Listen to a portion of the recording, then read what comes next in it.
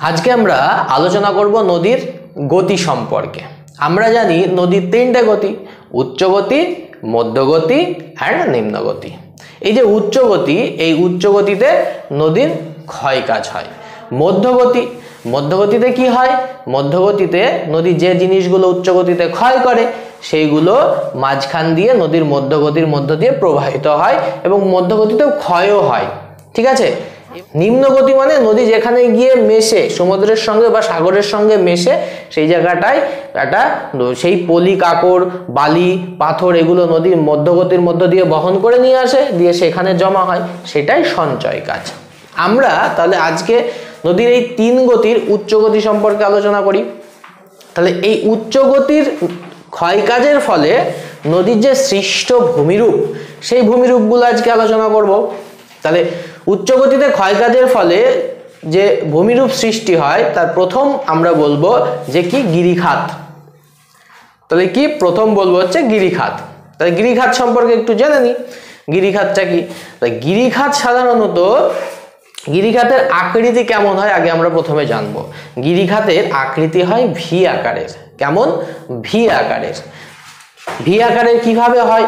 নদী যখন পার্বত্য অঞ্চলের মধ্যে দিয়ে প্রবাহিত হয় তখন কি হয়? নদীর নিম্নক্ষয় তীব্র হয়, নিম্নক্ষয় তীব্র হয়, সাথে সাথে পার্শ্বক্ষয়ও হয়, যার জন্য নদীর আকারটা ভি হয়ে যায়।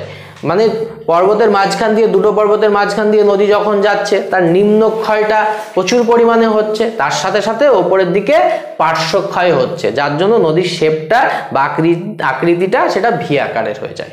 বোঝা গেল? তাহলে আমরা এবার বলি যে আমাদের বিশ্বের যে গভীরতম গিরিখাত কোনটা? তাহলে আমাদের বিশ্বের গভীরতম গিরিখাত হচ্ছে নেপালের তোমার গন্ডকী বা অন্ধাগলচি গিরিপথ। ঠিক আছে। তো কি বললাম? নেপালের কালী গন্ডকী বা অন্ধাগলচি গিরিপথ। তাহলে এইটার গভীরতা কত? এটার গভীরতা হচ্ছে 5571 মিটার। ঠিক আছে। এইটা গেল কি আমাদের বিশ্বের গভীরতম। এবার যদি বলি আমাদের বিশ্বের তাহলে দীর্ঘতম গিরিখাত কোনটা? তাহলে আমাদের বিশ্বের যে দীর্ঘতম গিরিখাত রয়েছে ইয়াংসিকিয়াং নদীর ইচাং গিরিখাত। ওকে। এর কত? দৈর্ঘ্য কত? 250 কিমি। এর দৈর্ঘ্য হচ্ছে 250 কিলোমিটার। বোঝা গেল? এইবারে আমরা নদীর উচ্চ গতির ক্ষয় কাজের ফলে সৃষ্ট ভূমির উপর সেকেন্ড পয়েন্ট পড়বো। সেকেন্ড পয়েন্টটা কি? সেকেন্ড পয়েন্ট আমরা হচ্ছে পড়বো ক্যানিয়ন। এই যে ক্যানিয়নের আকৃতিটা আমরা আগে জানি। ক্যানিয়নের আকৃতি হয় আয় আকারের। ঠিক আছে। ক্যানিয়নের আকৃতি হয় আয় আকারের। কেন? এই যে পার্বত্য অঞ্চলের মধ্য দিয়ে যখন নদী প্রবাহিত হচ্ছে তখন এর তীব্রভাবে কি হয়? তীব্রভাবে নিম্নক্ষয় হয়, এর পার্শ্বক্ষয় হয় না। ঠিক আছে। পার্শ্বক্ষয় হয় না বললেই চলে, তীব্রভাবে নিম্নক্ষয় হয়, যার জন্য এর শেপটা বা আকারটা আয় আকারের হয়ে যায়। বোঝা গেল? এইবারে আমরা জানবো হচ্ছে পৃথিবীর গভীরতম যে গিরিখাত তার নাম।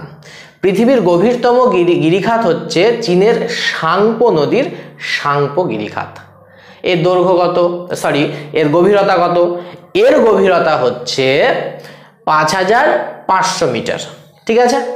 5500 মিটার। বোঝা গেল? আচ্ছা, এইবার পড়বো আমাদের পৃথিবীর বৃহত্তম গিরিখাত কোনটা। যদি পৃথিবীর বৃহত্তম গিরিখাত বলি তাহলে মার্কিন যুক্তরাষ্ট্রের কলোরাডো নদীর গ্র্যান্ড ক্যানিয়ন। কি বললাম? মার্কিন যুক্তরাষ্ট্রের কলোরাডো নদীর গ্র্যান্ড ক্যানিয়ন হচ্ছে কি? এটা হচ্ছে পৃথিবীর বৃহত্তম গিরিখাত। ঠিক আছে।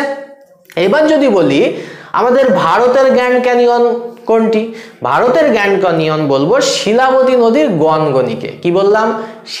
শিলাবতী নদীর গনগনিকে ভারতের গ্র্যান্ড ক্যানিয়ন বলবো। বোঝা গেল? আজকে আমরা এই দুটো পয়েন্ট সম্পর্কে আলোচনা করলাম। নেক্সট যে পয়েন্টগুলো রয়েছে যেমন র্যাপিডস, ঠিক আছে, বা খরস্রোত, তারপরে জলপ্রপাত, ঠিক আছে, প্রপাত কূপ, এগুলো আমরা নেক্সট ভিডিওতে বিস্তারিত আলোচনা করব। ঠিক আছে।